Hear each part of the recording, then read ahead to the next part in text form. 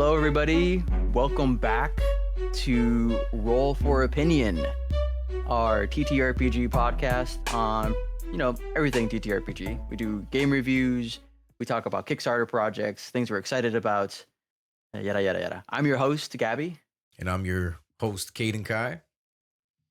And on this episode of Roll for Opinion, well, before we start the episode, if you like what we do and the commentary and everything like that, please like, comment, and subscribe on our YouTube channel. It really does help us. And if you're more of an audio person, an audiophile per se, check us out on Spotify and give us a follow right there. That also helps. For today's episode, I think our last episode, we said nimble, and we keep delaying it over and over again. We're going to get it. We're going to get there eventually. They are so close to releasing the new books at this point.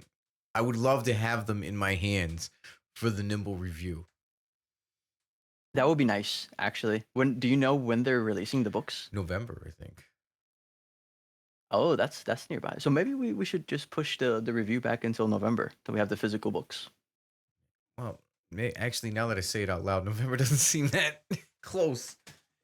It's pretty far, actually.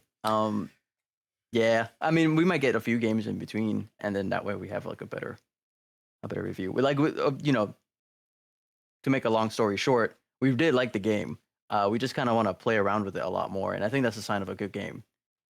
When I think both of us are like, well, this is pretty good. It's exciting. It's different too than D&D.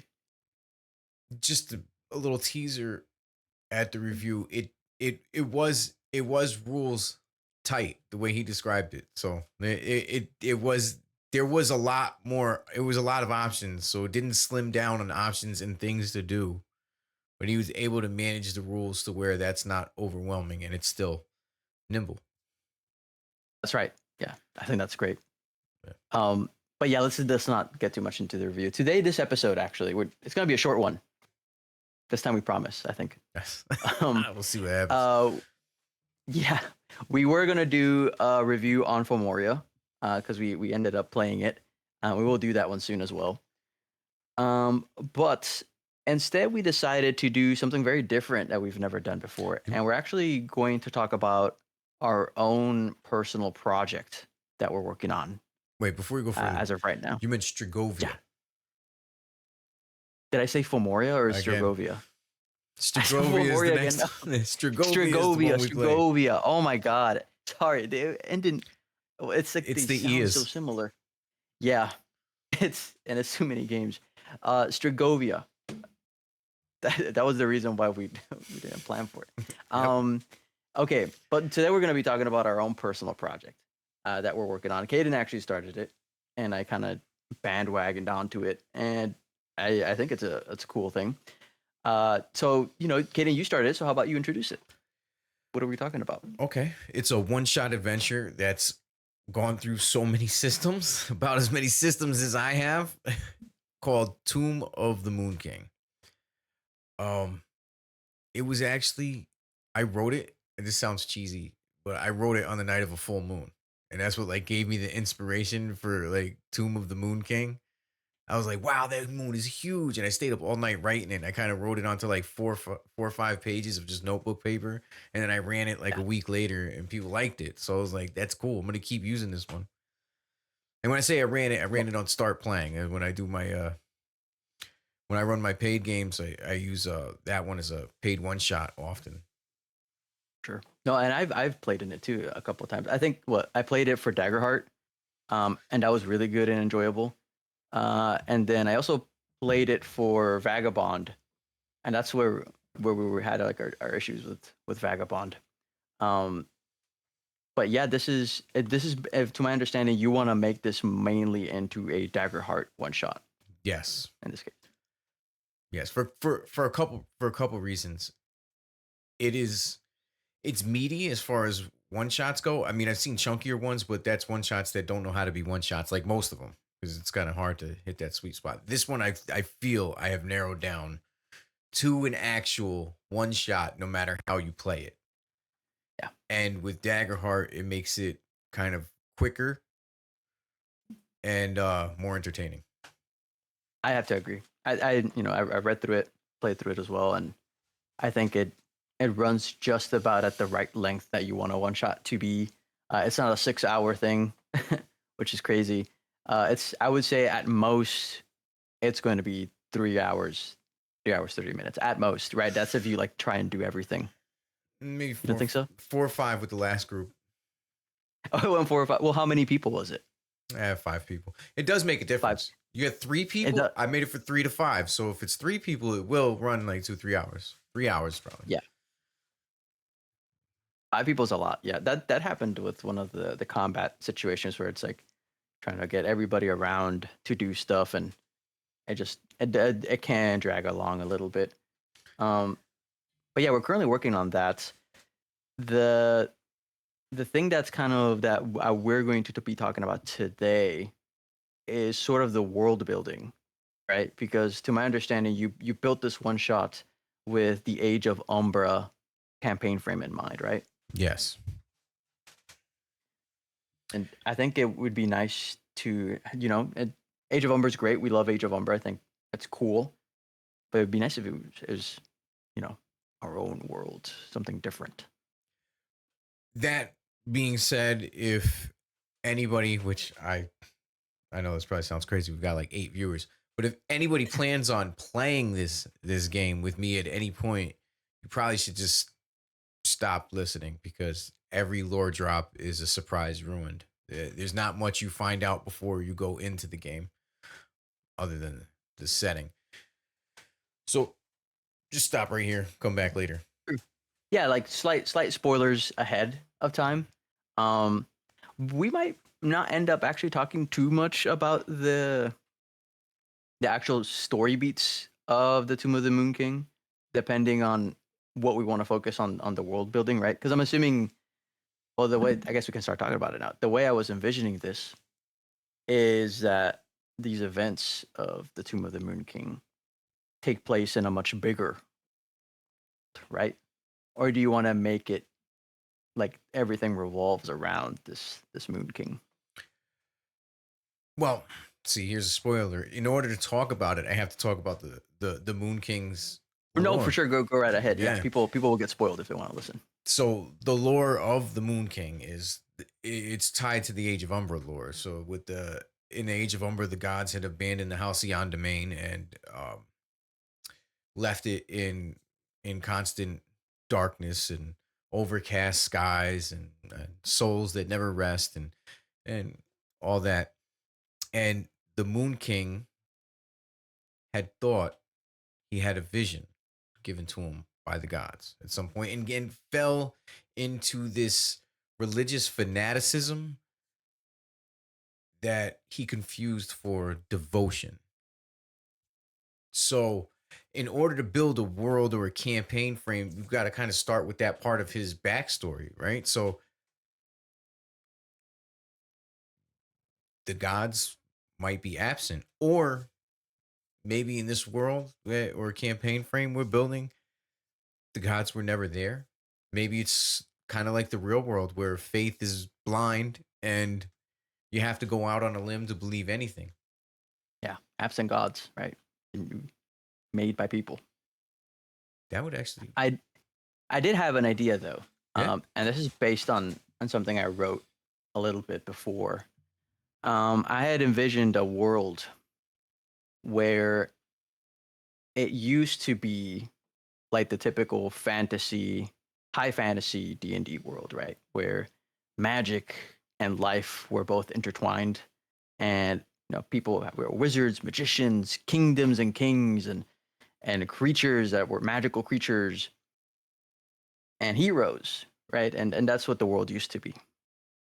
But then something changed, and there was an event, a cataclysm that caused every single person who had been associated with magic or practiced magic to go insane and become perturbed, right? And so now the world has shifted into this era of, if you want that, magic is forbidden and it is very dangerous. It's highly mutagenic.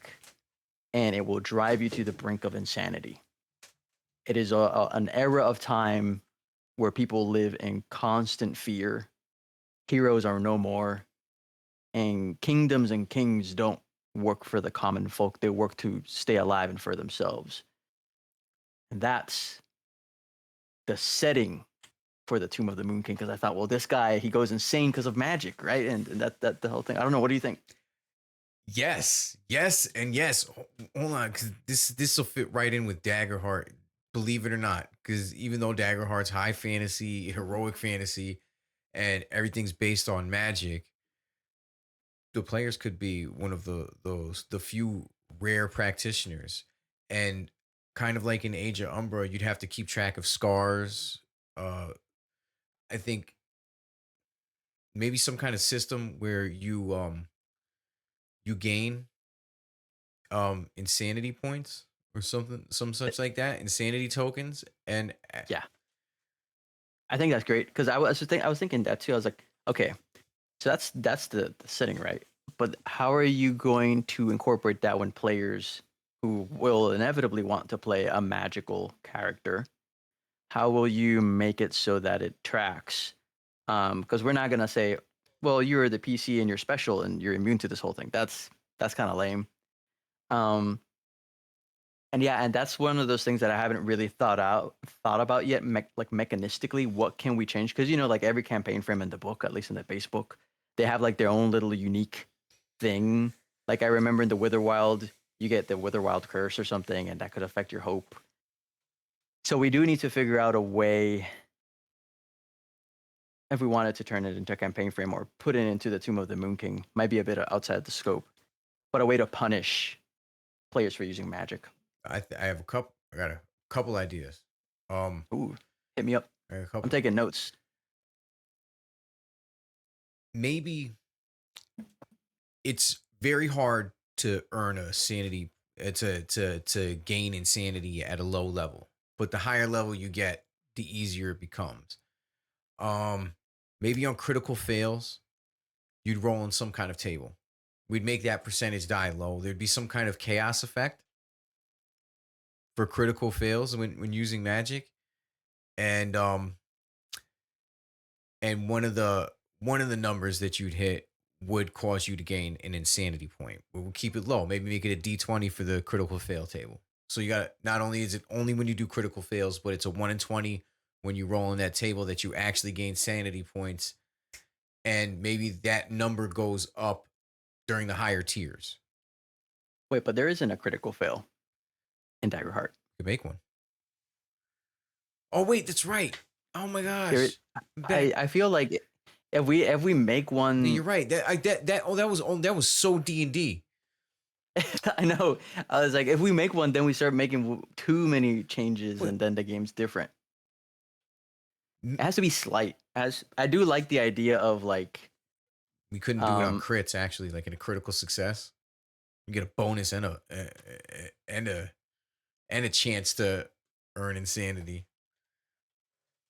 feels minor. I do like the idea, what you said of like higher level stuff becomes more dangerous. I think, but instead of like using player level, you know that when you have your ability cards, they have like a little charge number on the corner, Yeah. uh, and that represents like I don't know, I forgot like how much you need to use to swap up. Like maybe the higher, because those scale by the charge number scales by how powerful the spell is, and so like maybe the higher that number is, the more punishing we can make the spell. Um, then the issue is going to be like how do we make it punishing? But not well, hmm. Can't be failures with fear. I'm trying to think of what would trigger that. Like, yeah. Are we in So agreement? yeah, some abilities don't even roll, right? Some of You're them right. they just do them.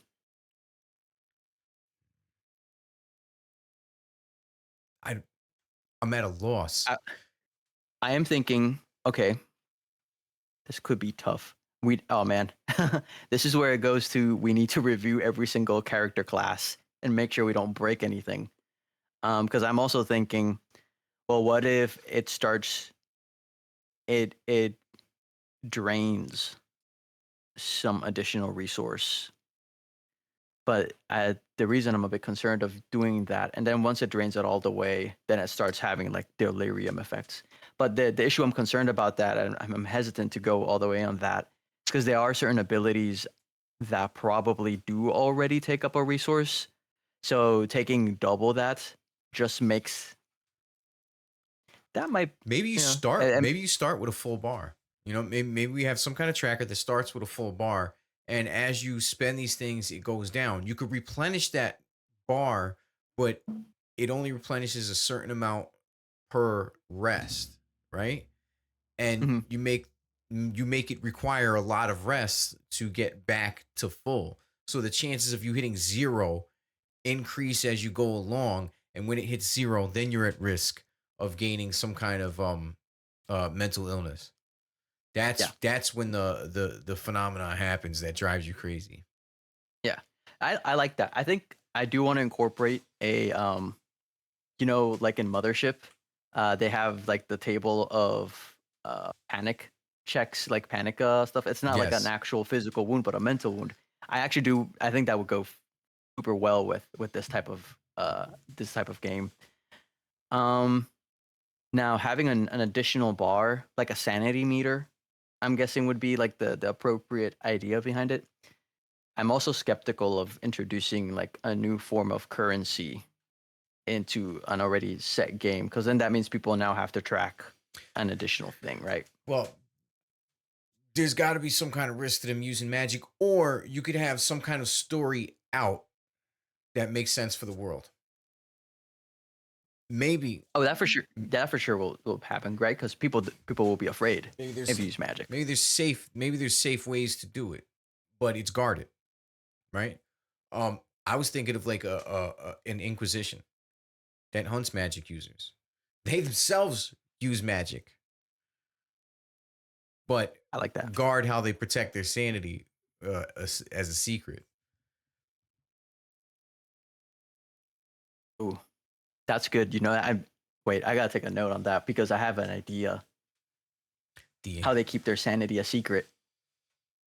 What if what if they're husks, right? They seem like people and they seem like they're fine, but they're not. They're not. I don't know. You know what I'm saying? Like they're hollowed out, maybe and that's why their sanity is protected because they don't have anything maybe they're not to even lose. alive. Maybe we'd steal one of these transformation cards from the New Hope and Fear, right? And You're a using genius. using magic requires you to have this transformation card. So that's part of the world building right here. Witch hunt, like a witch hunters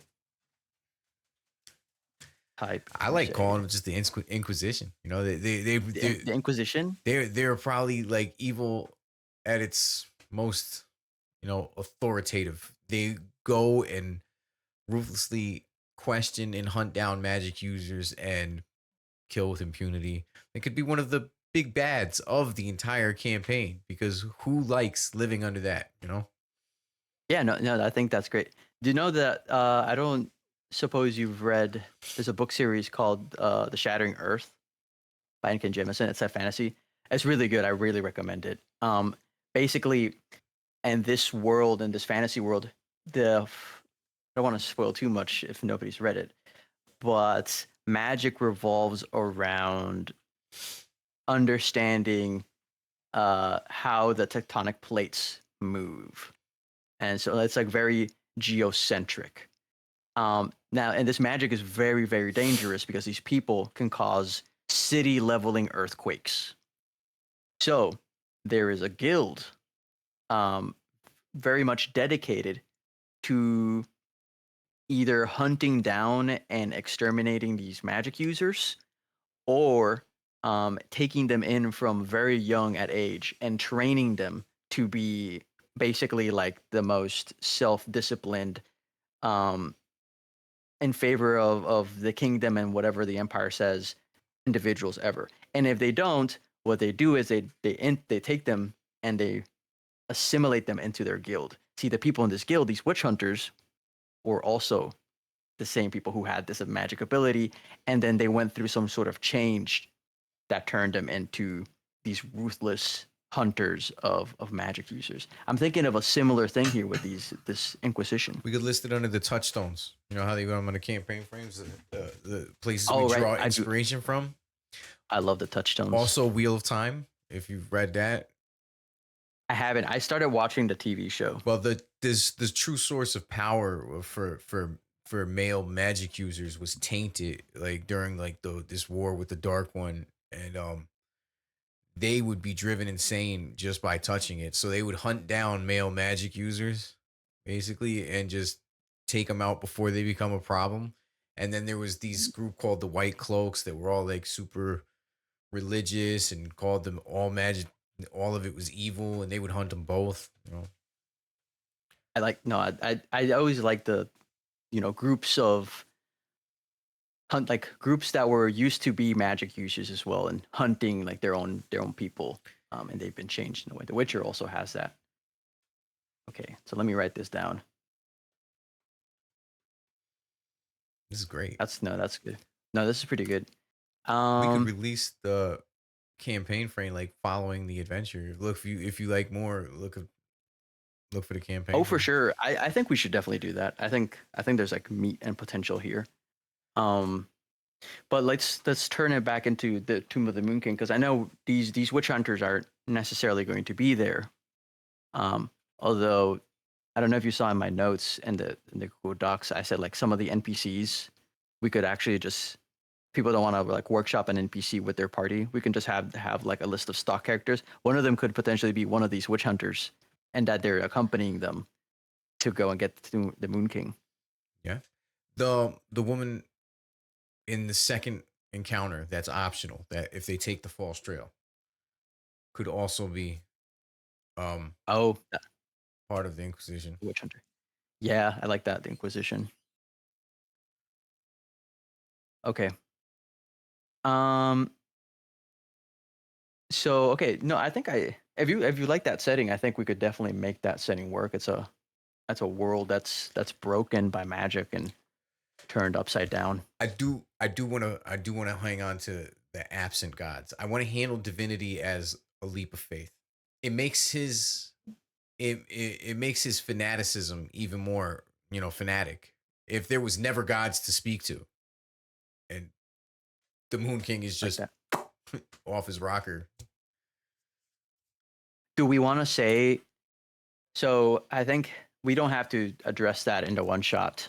But for the absent gods, do we want to say it's kind of like there's never been gods whatsoever, or do we want to say like maybe this cataclysmic event that has perturbed magic somehow has silenced the gods, I think and what's happening to them nobody knows yet. I think it's not a common trope. I'd love to just leave the gods completely off the table because it's not a common trope in fantasy. Like in all of fantasy, the divine is present. Now, what if you just never got an answer? You know, the Yeah. world is full of magic and nobody got any clue why it was ever that way. There's myths and legends that are just as varied as the people in the world, and none of it has any credibility. Okay, so none. So there's never been an answer from the gods, and anything that's presumed to be divine has no credibility. It could just very well be, fantastical in nature, but there's no divine intervention that And people can attribute to. I feel like with the world so distant from the cataclysm that in this setting it's hard for normal people to separate myth and legend from actual history. So it leaves the world mysterious and build it how you want. It leaves everything to be discovered. Like that, because we also don't want to write too much into what GMs and players need to know and learn. Yeah. I mean, That way they can just make their own stuff up. yeah. Oh, that's sick. Ooh, I'm liking this. This is cool. Okay, so um, another thing. I think that's pretty much it. We don't want to I don't think we should do any new mechanics for the one shot. For the campaign frame, we'll totally like think about like the whole how magic drains sanity. But for the one shot purposes of it, I feel like we should maybe just keep it core. What do you think? Um, Or would you want to do something? Because I'm down. oh man, maybe the adventure and the campaign should just get released together because the campaign frame. 'Cause But it's gonna take way for It's gonna take a long time that's now. true. That's true. Okay. Keep it core, and maybe we'll find a way to wrap the campaign frame around core mostly. We'll find a way to add rules that if you had started this adventure, you can easily slap on later without too much being missed. Okay, I like that. Because we want to keep it rules light anyway. So Yeah,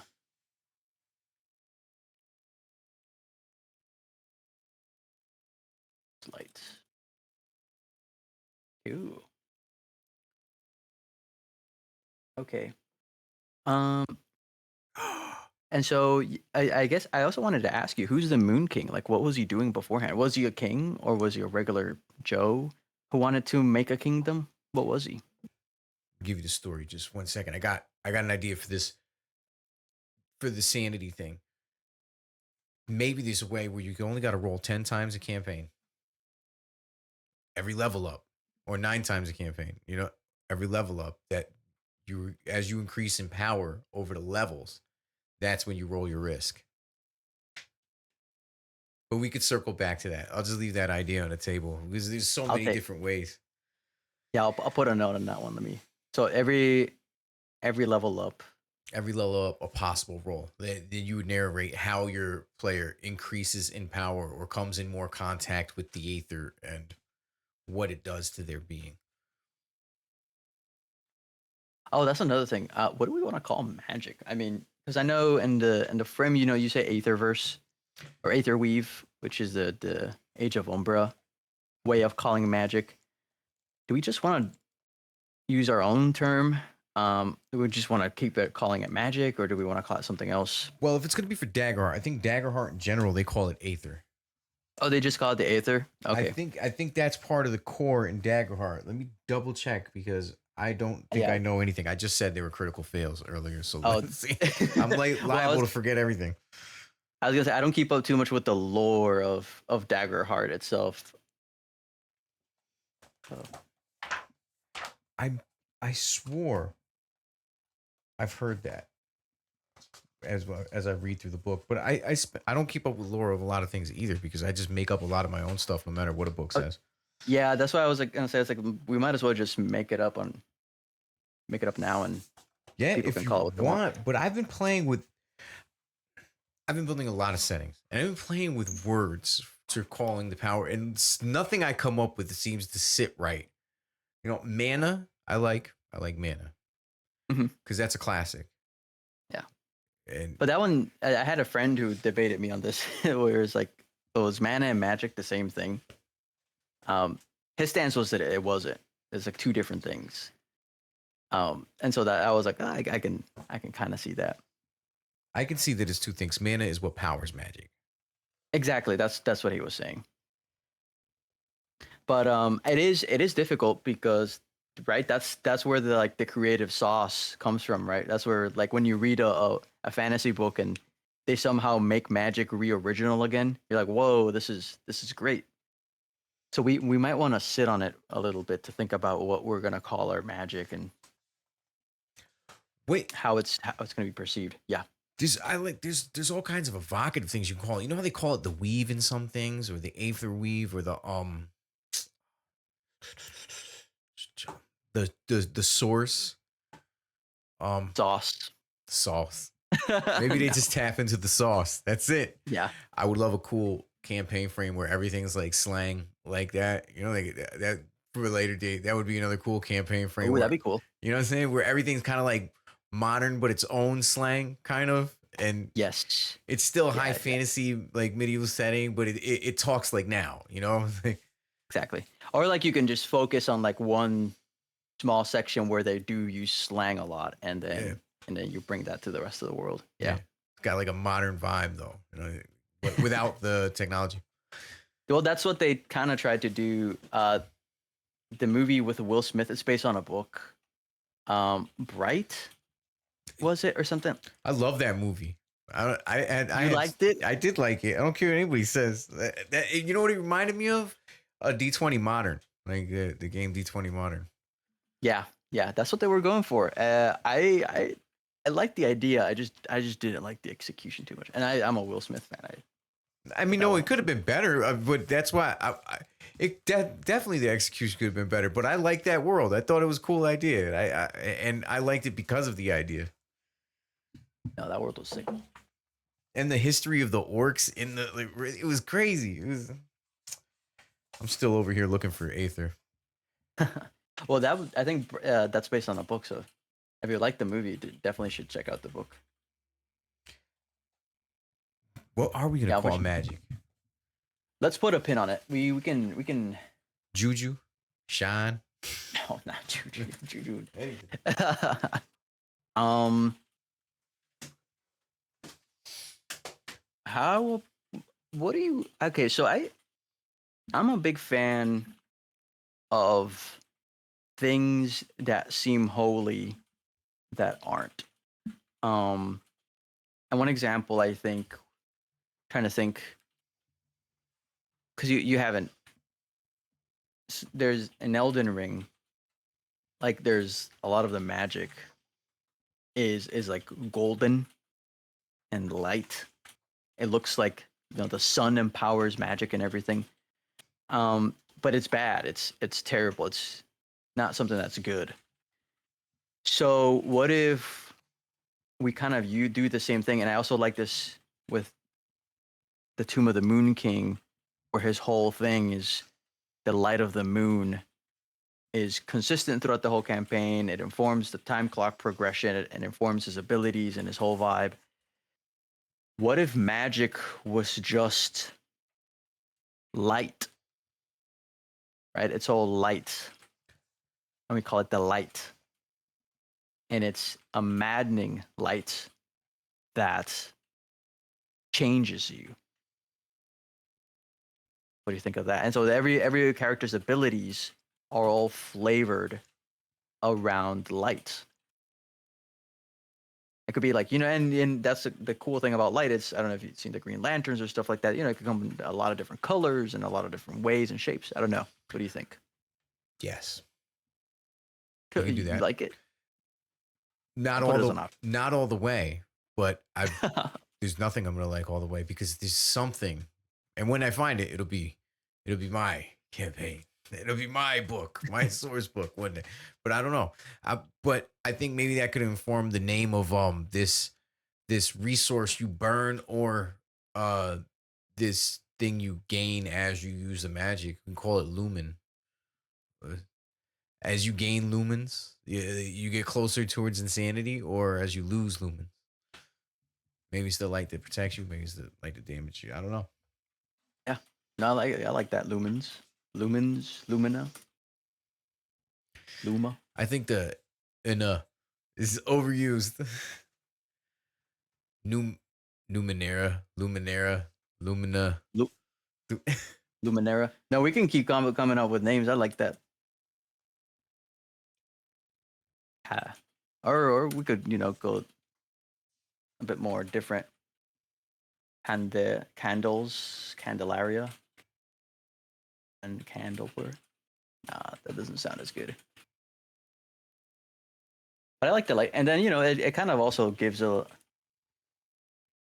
I just like this idea of magic, even though magic, magic used to be this really good thing, and it was luminous, it was lights, it glowed in the dark, and it gave people hope. And that aspect and nature of magic hasn't gone away. It still looks like that, but everybody now recognizes it and sees it as a source of fear. So instead of light being the source of like hope and heroism, it's now kind of like, wow, this person just used magic, and we all know that that's not good. It's changing him. It's driving him insane. Mm. Oh, There's so many things we could do. That maybe there's an antithesis to this, like all those domains that touch on darkness. What I Maybe was thinking maybe we could too. I was like, flip them on their head. yeah, lack of light, darkness. Now that's somehow something that's like that's the cure, right? That's what we were talking about. That's the immunity. Is this? Hmm. Maybe we circle back to the divinity. Maybe there's there's dark gods and then there's the high gods. Maybe in the background of this, even though most people don't even have any connection with the divine itself, um, maybe the dark gods return to offer their protection from the insanity through way of these dark domains of magic. It's the only magic that could be safely used. It's up to you. I know you wanted to leave the gods completely out of this. Yeah, maybe Um, it's circle. It's so hard to decide on things. it is. I mean, that's the other thing I was gonna say.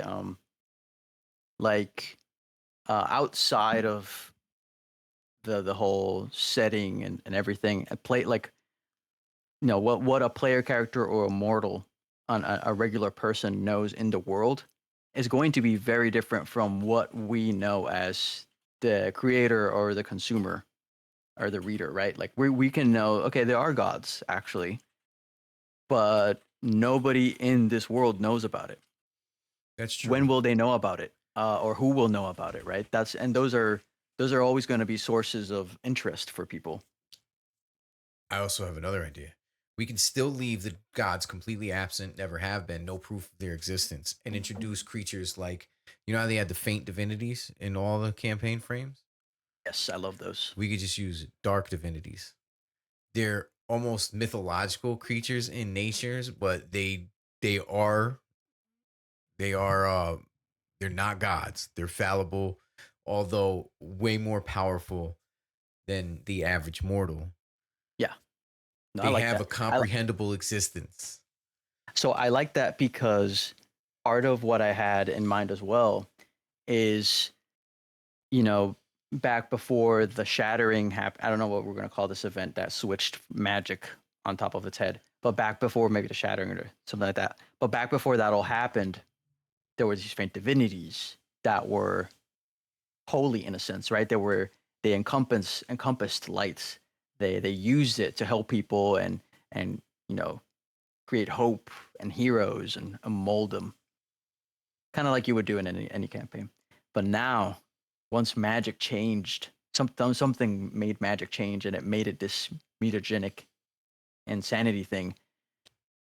Now these creatures slowly started to change and degrade into horrific beings that are mere echoes and shattered versions of themselves that now people fear and abhor. Yes. I think, yeah, I like Maybe they that. have their own domains here in the mortal realm, kind of like hidden from sight, but they're rare enough to where most people can go their whole lives without ever encountering one. But every once in a while, they interact um with mortals, and it just turns into this dark story that gets told from generation to generation. Yes, I like this. I like the dark divinities because it flips what Daggerheart said with the faint divinities. We could have these dark divinities and they offer bargains. Maybe they offer bargains. Yeah, and we can still have them be kind of like mischievous and evil in a way, right? But it's better than the alternative, which is horrific. Yeah. Maybe there's got to be some kind of limitation that keeps them in their place, right? There's got to be some kind of self-limiting factor. Um We can have the very same light magic, like these light divinities. That's what's still keeping them in check. Even though the light magic has changed and it's really bad now, it still is the antithesis to this dark magic and these dark divinities, and they're still very much afraid of it. Um, so now dark divinities need to use mortals the broken heroes of this era um, to do their bidding, and potentially it benefits them, right? It benefits the mortals to fight off light magic now, and it benefits the dark divinities to manipulate them and use them to do their bidding. It's a world where it's a very selfish world, I would have to say, but I think that's the vibe we're going for. Maybe even just the light hampers them. Maybe these dark divinities are immortal, but in light.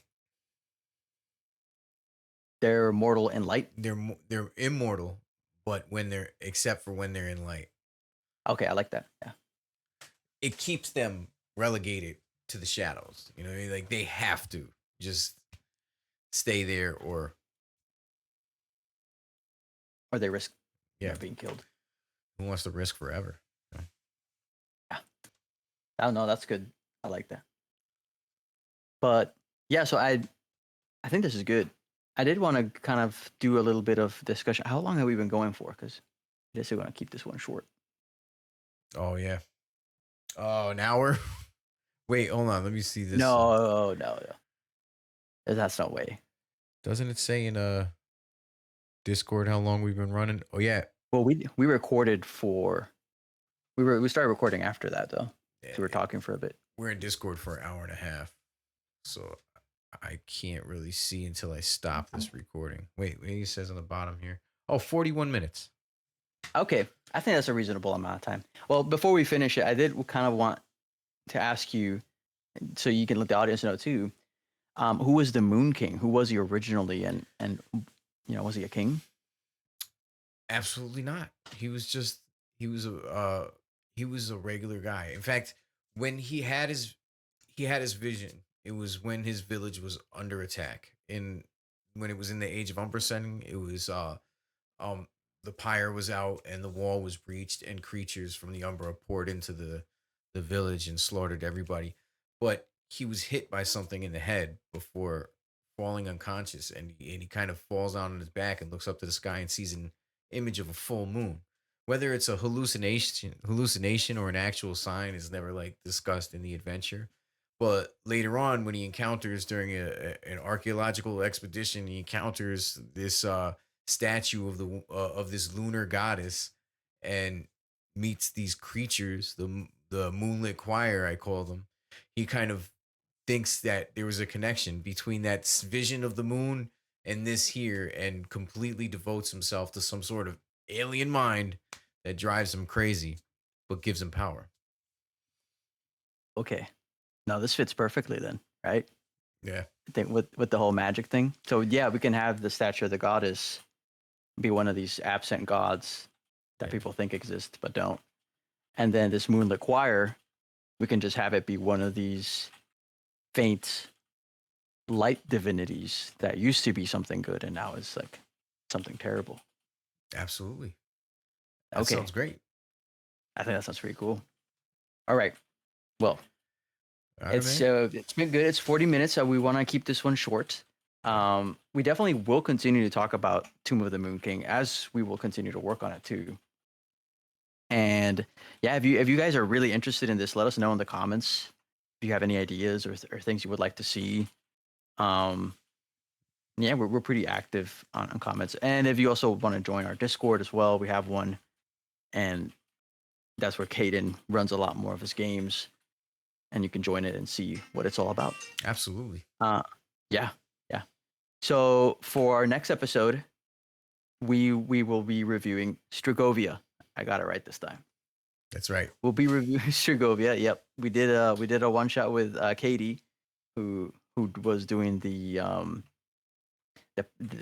Kickstarter episode with us. She ran it, and we have our thoughts on it. So and the creators of Stragovia commented on that as well, They did. which is it was a nice surprise. I don't know how'd you feel? I felt like we got visited by celebrities. You know, like Right? Right? I was so excited. That and the Tanya Herrero, one of the co-creators for Morio also, which by the way, that game was great. We liked playing that game as well. Yeah. Um You have it? Anything else to say? I got nothing. This was a great chat. I mean, I could have gone on. I feel like I'm cut short. We could have gone on for hours. We could have done this We could have. all night. Yeah, yeah. That's how this Well, thing this started. Just talking about I know, fantasy stuff. but we can still. Well, obviously the fans won't see it, but we will still work on it and Yeah. get back contact with it. Yeah. Yeah. All Okay. right. All right, everybody. Thank you so much for joining us. And catch you next time on Roll for Opinion. See you.